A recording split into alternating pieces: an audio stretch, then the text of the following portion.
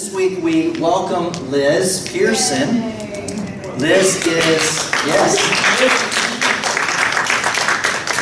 is 75 years old. Come on, Liz. Born in Scotland, right across the Firth of Forth in Fife. She moved to South Africa in 1976. I was actually born by then. Some of you were not. But she moved to South Africa in 1976 with Ian over here, and they were married in 1963. Wow. So this year it's 55 years of marriage. Wow. And my bridesmaid is with me today. Oh, it's great to have you. And so we're thankful that Ian and Liz moved back to Scotland 4 years ago, shortly after Ian retired.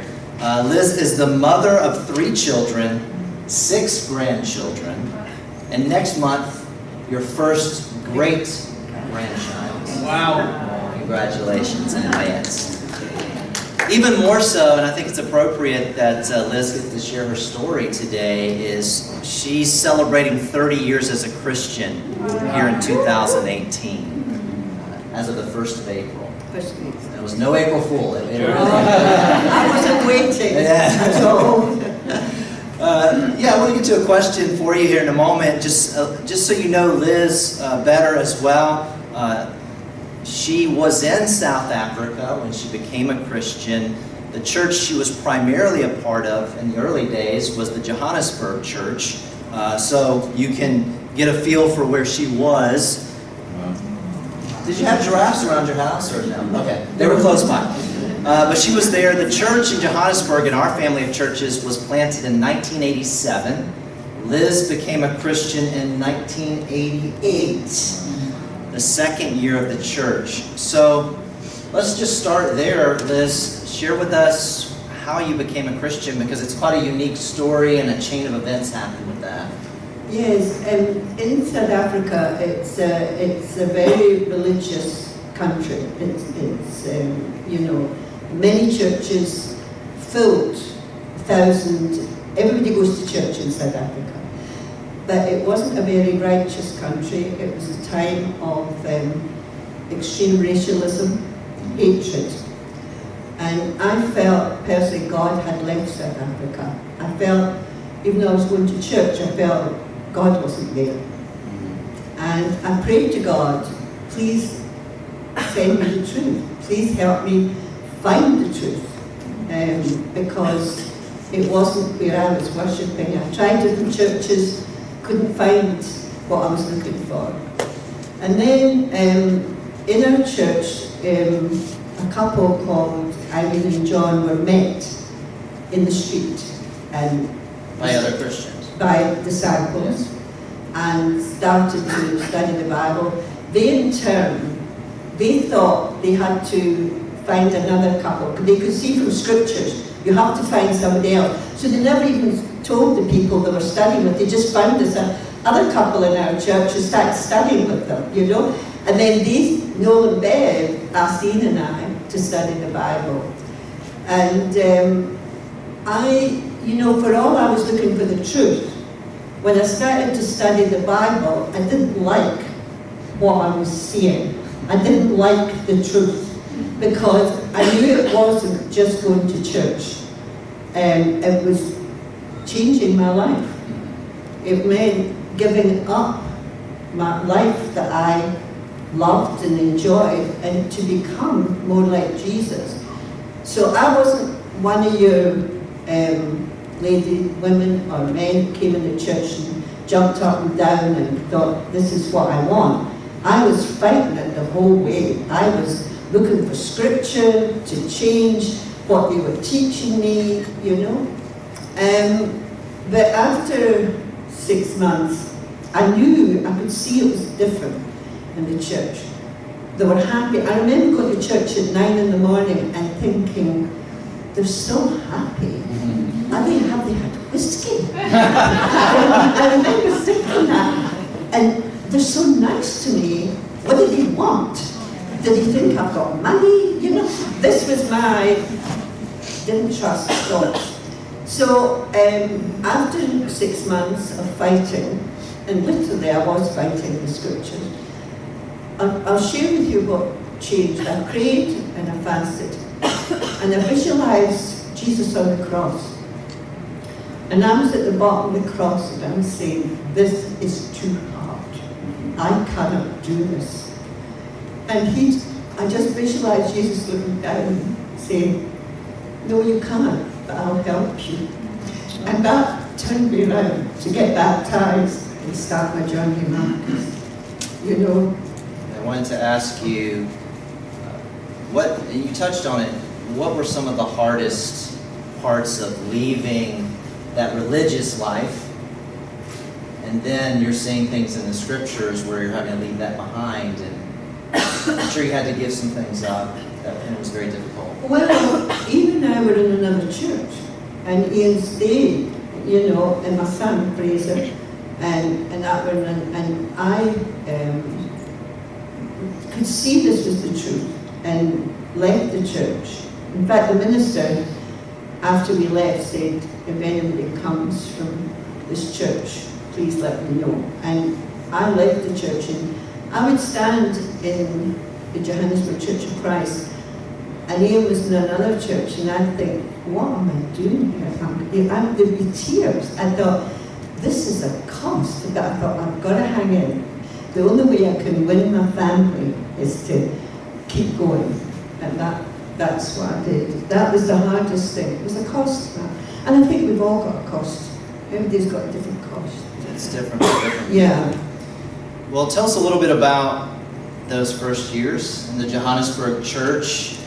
Just coming in, we know it now as, I think it's a church of several thousand, but it wasn't like that. Yeah, it's about 500. It wasn't like that in the beginning. Oh, there was only one church. It was an oasis in a country that was racialistic, divorce, hatred, maybe something like the world. Yeah. But it was worse there because it was a lot. And it was like an oasis. You'd come in to church and people of all colours. You see, there was all white church.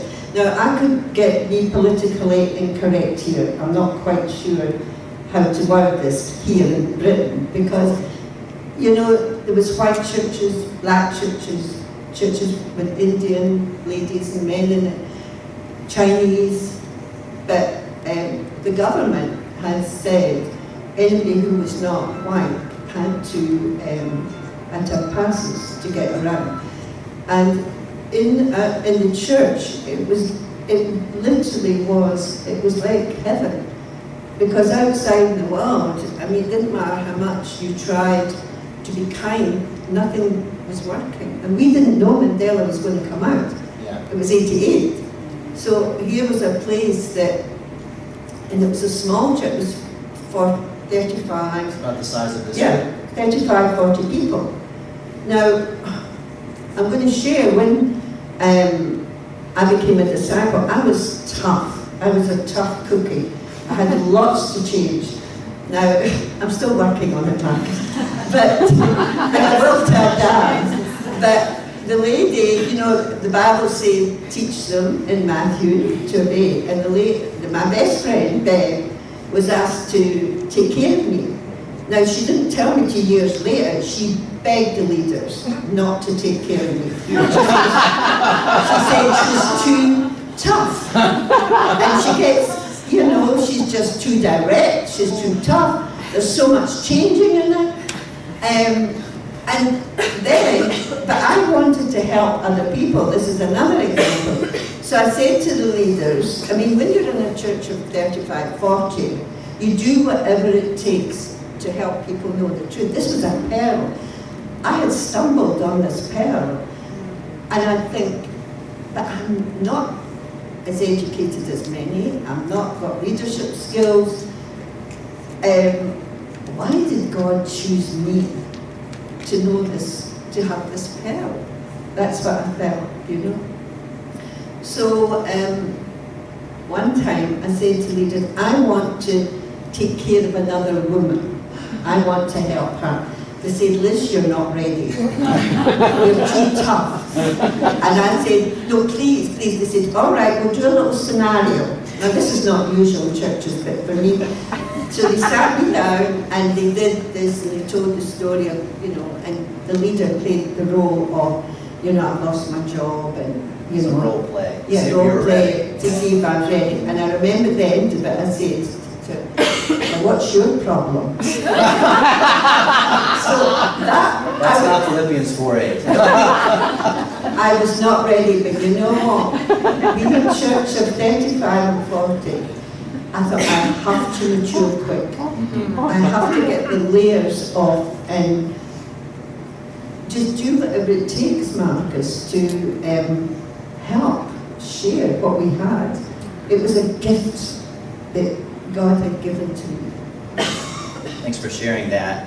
And what's wonderful is you and I have this connection. Yes. Because my older sister was a missionary in that same church near the beginning, so you have a friendship. And instantly we connected even before my wife and I moved here. Yeah. I'm biased, but my sister paved the way for our friendship, and I'm very grateful for that. I did want to talk about, you hit on it a few times, you cannot talk about Johannesburg, South Africa, the country, without, this was 30 short years ago with apartheid. You became a Christian in the late 1980s in Johannesburg. This was just a wild, crazy, radical time, racial divide that were, as you mentioned, written into the laws. And the royal wedding that we saw yesterday would not have happened in Johannesburg because of the racists. It was illegal. It was illegal. This was written into the law. So this was only 30 years ago. So that's the early days of you becoming a Christian. Then Nelson Mandela, as a political prisoner, was freed in 1992. Some things started to change, but those were radical times. Can I share a little bit? Yeah, I wanted you to share, what was it, I mean, we'll talk about the church as well, but what was it like living in South Africa under that apartheid? Well, most of the white people had a good life. But if you were of a different colour, you had to have a pass to get around. You had your own transport, your own place on the beach where you had to go, and your own education where the schools didn't get very much money. And that's, that's what it was like there. And it didn't matter how much you did or kind, it just never helped. I mean, I had a friend who was, my friend Dawn, who was part of the Black Sash, and she spoke in the United Nations to try and get, when people were arrested for no reason, the women were sent to jail with their children, and she spoke up in the United Nations to try and get the children not be taken to jail, but it was no avail. There was just, that's what South Africa was like. So you can imagine the church, when you walked from that world and you came in the church, and we were singing in Zulu and Xhosa and Afrikaans and English. I mean, it was like a different world that we were part of. And it was wonderful. The sisters, I want to share about the sisters, the sisters, I have to say this, the black sisters. I know the women in the church. The women in the church, the sisters who were of a different colour. They forgave so much to be part of that movement. They forgave us so much. They loved us unconditionally. We loved them, but we were so grateful they loved us. But it was just, this was God's movement. This is what the Bible taught, love unconditionally, and they loved us. The sisters would have to walk to church many kilometers, but always came in with a smile, uncomplaining. AIDS then, and 25 years ago, was a word you did not use, and because of lack of education, and a sister would share in front of everybody how she had AIDS from her husband who had been unfaithful, and she had AIDS. And another sister shared how she had AIDS and been raped. In the world, you wouldn't do that because you'd be ostracized. But in our little church, we just loved and hugged and were in our bed. You know, it didn't matter. And that was what we had in God's church, you know. That's amazing. And so technically the church was ahead of the laws being changed. For what was happening in your early days in the Johannesburg Church of Christ, it was illegal. It was illegal, yeah. It was illegal to meet because we were a mixed race gathering. 1988. And we would check. And we were moving from a cinema to a hotel to different places. And, you know, you just check, make sure there's nothing underneath or anything. And that was it. But we were proud in a way that was not the pride I had. Yeah. You know, proud in a way to be part of of God's movement, that, you know, of love and forgiveness. And so, and I'm grateful. yeah. And I'm grateful I was there, that God took me there to go through that. Yeah. You know? Those are the type of experiences, I mean, you can read about, but only if you live it is it going to really affect your heart in a profound way. I mean, we were talking the other day, I wanted you to share some about just the effect it had on the Afrikaners. These were the white men who, unsure, white women who had never been socially engaged with a person of color, and here they were in the church now together. What was that like to see that? Well, it was amazing because, I mean, we had we know well, being an African brother, and he said, I cannot believe I'm sitting next to a person of a different colour. I would never have believed this. And that's what it was like, Marcus. I mean, you know, it was the Afrikaner, but it was the white, it was us. You know, we tried to do our bit, and I used to come here on holiday. I used to be ashamed. They say, where are you from?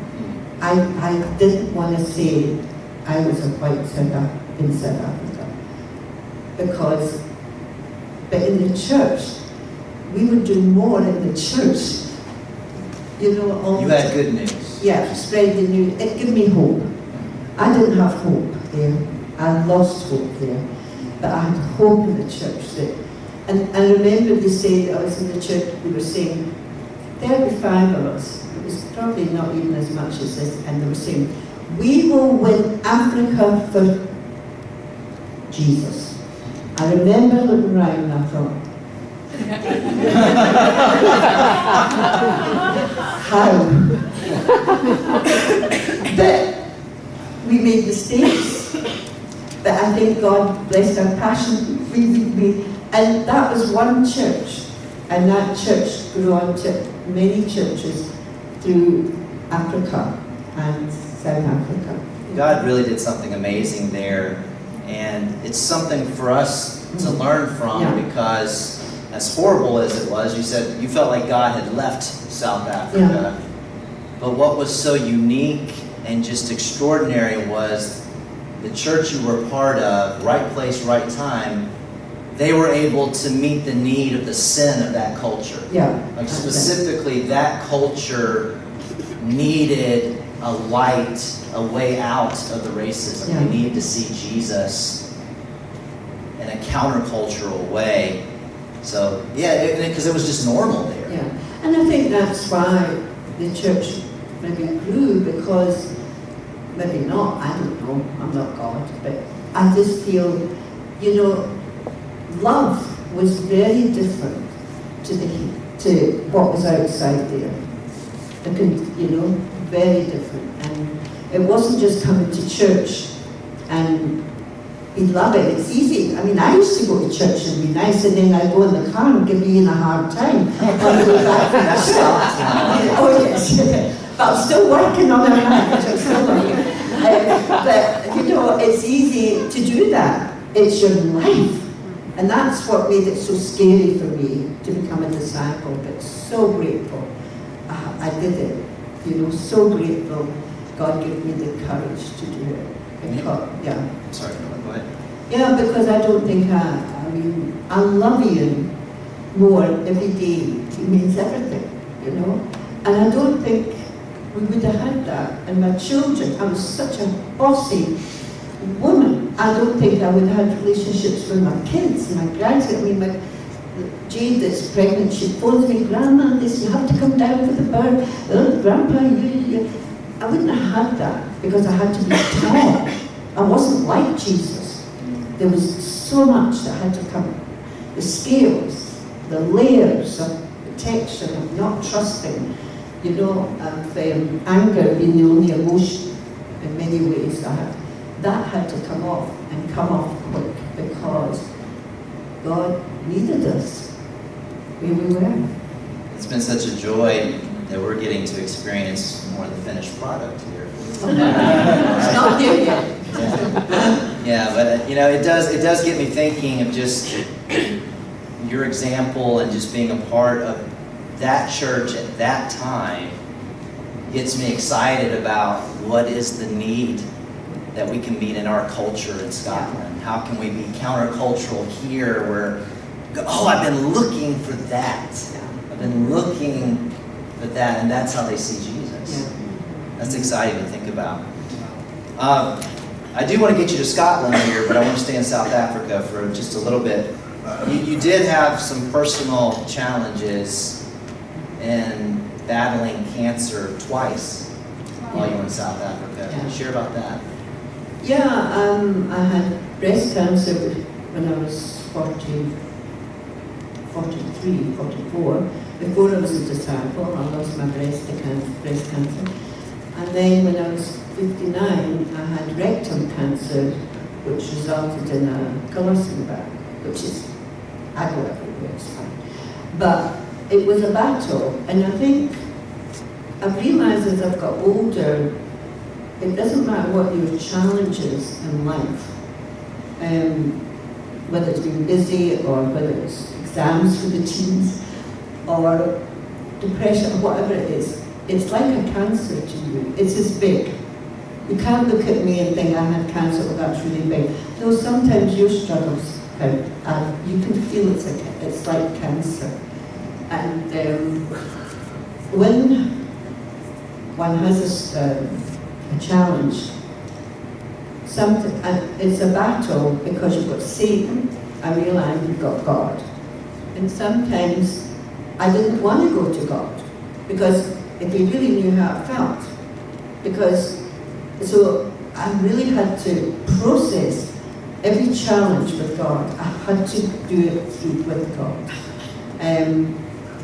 Because it's so easy not to go to God at a time like this, because I went through thoughts of why me? Why am I not doing enough? Am I not praying enough? Why would I have this challenge, you know? I even spoke to God about, the Bible says you get challenges so you can help other people, but I remember saying to God, but why me? Why didn't you choose somebody else? You know, could somebody else not be the light? And the way I got through it, Marcus, this is just for me, each person has to go through their challenges, how they do, but for me, I hope I'm not being boastful here, but I say to myself, God chose me to be the light at this time. You know, I cannot let him down. God, you know, and that's the way I've gone through some of the challenges that, you know, but yeah, with the cancer, I had tears. I said to Ian, I think I'm going to die this time. And he said, no, you're not. Now, Ian's not a doctor, but I just loved him. So I listened to him, and I believe. But you have to, it's, when you go through challenges, you have, and I'm still learning that, you have to process it with God. And I learned so much after I learned to be more compassionate with people that were sick. I wasn't a naturally compassionate person because I was kind of strong and like the early days, just get over it and get on with life. So it taught me compassion, it taught me to be open about my fears and about my sin. So you realise God didn't give me cancer, I don't believe that. But I think God uses every opportunity to help us to become more like Jesus, and that's what He did, with the cancer. So moving ahead, you moved back to Edinburgh 4 years ago. 4 years ago. So slightly different culture.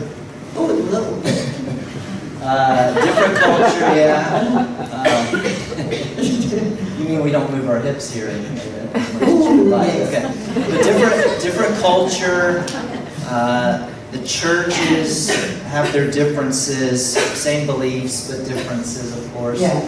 How's that gone for you?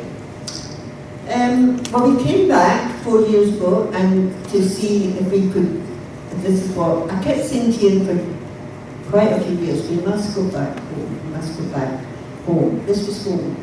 We must go back home. And we came 4 years ago, and we came to the church. Now, the church was going through a very challenging time because Ben had been sick. But I really am so grateful that the brothers and sisters in this church stood faithful through very difficult circumstances, that I could come back and find a home, that the church was still standing, and that I'm very grateful for. And the brothers weren't trained to teach, but every Sunday a different brother would teach, it was amazing. The sisters and brothers, and just, I felt, it was hard for me to leave 30-year-old relationships, and you come to, I felt it was coming to another culture, even though it was my culture. But I had 30 years of singing Zulu, Fada, and in the church, that was Africa. And when I come here, it's definitely, I think it's more like the quiet but, so there was huge adjustments. But the sisters never made me feel, as a 71 or 70-year-old woman, I was different. They maybe thought it, but they never made me feel it. And I was great, and they loved me. They invited, Nicola and Ben invited us to so many people. Nancy and Simon invited us up for coffee, and I remember climbing these stairs and thinking, gosh, they're fit. Gosh, they are fit, Ali and Wendy was going to see Wendy's family, and we were in Fife, and they said, would you like to look after the place? Well, there was nothing to look after. They opened their home to us, and I was grateful. There were so many people. Anna, the dinner lady, she always invited people to dinner. So many, and I hope I'm not missing them out, Ruth and Ian, just one, they were trying to embrace Ian and I, and to make us feel welcome, and that I'm grateful for. And I'm sure we could go on and on with that.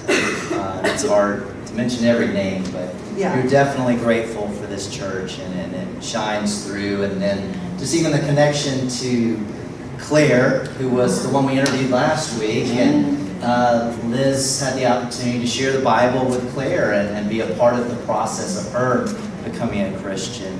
Marcus, that was an exciting time in my life, because when you study the Bible with somebody, you have to be doing it yourself. You can't share these scriptures and you're not striving. But Claire had such a pure heart. She was, I think, 14. I was 72 or 3. And I remember phoning my daughter-in-law in South Africa. I'm studying with a teen, with Anna. Can you believe they'll allow me to study? I was so excited. I used to look forward to going to Anna's place and study with Claire, and it was just, oh, I love it. Ella, she's so bright, she hugs me as if I'm her grandmother. It's lovely. I mean, it's just the different teams, this is a blessing of a church. And because we're small, I feel I'll be used to the end till I die for God. And that's all you want to be, is to be used by God. A few more questions. This is just good. We could go on. This is great. My husband said you're writing a book. Yeah. So I'm sorry. This is just chapter 1. But in all seriousness, you were here, you had established these relationships, and then last year, another thing, the heart problem, very significant. Yeah. Had the surgery in the autumn, it wasn't too long ago. October. And in October you had the surgery where they literally stopped your heart to work on it. And there's no guarantees that it would restart and go ticking again, right? But, so, were you scared? It's funny. No, it's not funny, but It's interesting. yes, with my cancer, I was scared. But I believe it was the prayers of the people, of my friends here, sisters and brothers in South Africa and America, that I didn't feel scared, Marcus. I felt at peace. And I know people, not in the church, but they understood why I was at peace, but my neighbours and that, I think they thought I hadn't got it really down, what was going to happen to me. But I did, you know, but I did have a peace. And Ian's always a support to me, so a wonderful support. So, yeah, I did have a peace. It was I had 2 open heart surgeries because something went wrong after 5 days, and they had to open me up again. And I think it was harder for Ian because he was there when all the drama took place, you know. So I'm still here.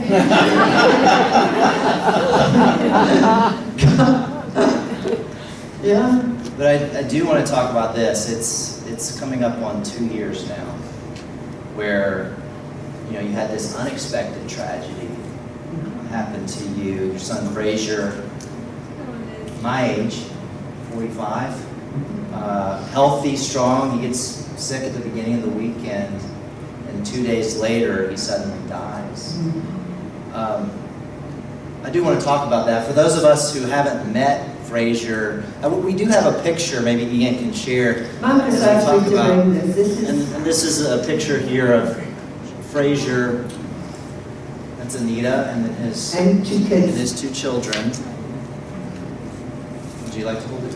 Yeah, that was Fraser at Hope Christmas do, and that's why it's got the yellow, the orange jacket on with his daughter. And Anita took that picture, you know.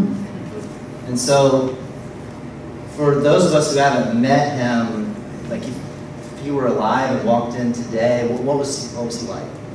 Oh, Fraser. Fraser was my youngest, red-haired, always on the go. I think he had ADHD, but we didn't know he had ADHD because he was just active all the time. And you know, he was fun. He was like a kid. He did a great job, but he was like a kid. He was training with the people in the church, with the brothers and sisters, to ride a 94.7 kilometre bike race for Hope when this had the bleed on the brain. So he was great with Anita, with the teams. They worked a lot in the church with the teams. They worked, together. So, I mean, I think about my children, and it's just, it's unimaginable to outlive a child. How do you process that? Well, you know, this is, yeah, it's hard because it's been hard. And there'll be days, you know, I do cry. But I'm starting to get grateful for things. But, yeah, it's just really, Fraser, and you don't expect to lose a child, and you hang on to the memories, you know. And with God, I think with the cancer and different things I've had in my life, I was always able to work out why. And that helped me a lot. You know, I learned to be more compassionate, I learned this. But with Fraser's death, I had to go to God and realise I would never know why. And that's okay, because I'm not God. And that's what I've walked away with, because, and it makes me grateful for every day that I have with Ian, with my friends, my family. Because one never knows, you know. I mean, he gave, when we went, oh, thanks. Thanks, Mike. We flew over to South Africa. He was a disciple with his wife in the church. And when I got there, Fraser was just like Fraser. He was incredible. And Anita said, do you mind, Mum, if we give his heart? Because Keegan said his life would be a waste just to watch him die. And you know, so we decided Fraser give his heart, and I've got a picture of the family of the man that got his heart. I know who it is, and he gave his kidneys to a child and skin, and yeah. But I'm now, Marcus, coming through that with Ian and be grateful for the memories and grateful for you and Amy, the hours you spent, Ian and I, helping us to know where Fraser was, and grateful for the memories. But I want to read something out. I didn't tell you I was going to do that. She's a tough cookie. I'm a great believer in repenting after. I was thinking, it's from Anita, my daughter-in-law, and I was thinking about how I'm grateful for Anita, because she's a wonderful spiritual woman that Fraser married, and that I'm so grateful to God for. And I sent her something when you have a Bible on Facebook, this is all wonderful for me. You can go into different plans, and you read the scriptures, and then you read what they're trying to help you with, and then you talk about it with people. So I say to Anita, I'm doing one on not being, God was not surprised. And you know, when I thought, this is good for me. We're surprised when challenges come, but God is never surprised. And she wrote to me, she said, Mum, she loved and missed me. She said, I love it, and I asked Anita to join me. I love it when God knew the day that would come in my life, and that God was waiting for me that day. I can see this so much in my life, how God was at work the day Fraser got sick, and many things God had to play even months in advance. That it happened at home, not when Fraser was taking the kids to school, and how I was with him. And the amazing, and how he went into Santon Clinic, and the amazing support the nurses in hospitals. How Amanda was there on the Monday night, even before I arrived, when he went into a coma, and how I was never alone. How Audrey and Celeste slept there with me every night. Joan one night. Even my family was there for me. How it wasn't a sudden death for God, he knew I would need time to process what was happening. How Joe, Mark, Karen, and Chris flew from Cape Town to be with me. He surrounded me with the people I'm closest to, the people I love. How the organ donation lady came to speak to me. What a blessing that was. And lastly, when Mum, Dad, and Nicola flew in to see Fraser for the last time, they were with me to say goodbye. It was the hardest thing I've ever had to go through, but every time I think back, I'm amazed how God was there taking care of me. I was so scared, I didn't know what I was going to do, or how I was going to handle it. But one thing I knew is that I was going to draw closer to God. I was going to hold on to Him, for that was the only thing that was going to get me through this. He even made sure I was in the family group with Archie, where he knew that I would need it months before Fraser's death. I'm so grateful for God in my life, so grateful for His love for me and how He takes care of me, so grateful to be His daughter. I don't have to go through life on my own. I choose faith, I choose God. And I'm grateful for my daughter-in-law, who's bringing up her children to be spiritual and to love God. And that's, I think, when tragedies happen, eventually when you process it, you have to start being grateful, Marcus, and you get miserable. And you have to, even when you're going through your own challenges, it's so important to focus on others, because that helps you through it. Thank you, Liz. I think we're all encouraged.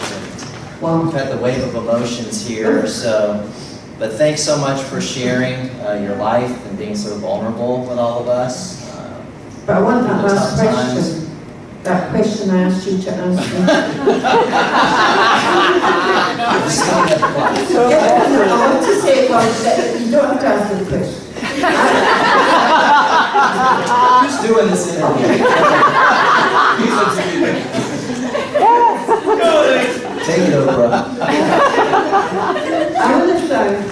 You know, I knew Marcus knew he wouldn't want me to do this, but I did want to ask Marcus to ask me, did I want to close off with everything? When you leave your country, of your culture, your friends of many years, as Marcus and Amy have done, to come here and love us, I am so grateful to them, and as a church, we're grateful. Because you give your heart, you give your heart, your teachings, Marcus. You're patiently, you're patient with us as we're trying to build our faith, to go out to win Edinburgh for Christ. And you teach some tough lessons, but I always sometimes I'd walk away, not here. I'd walk away thinking I'm a dog. Here, when you teach tough lessons, I walk away thinking, I can do this. I need to think about my heart, I'm just so grateful for your love and your perseverance, and Amy, for your smile and your love, and what you're giving us is a gift. And in times, I have not always appreciated the gift of brothers and sisters and leaders, but I want to appreciate you. Now I'm finished.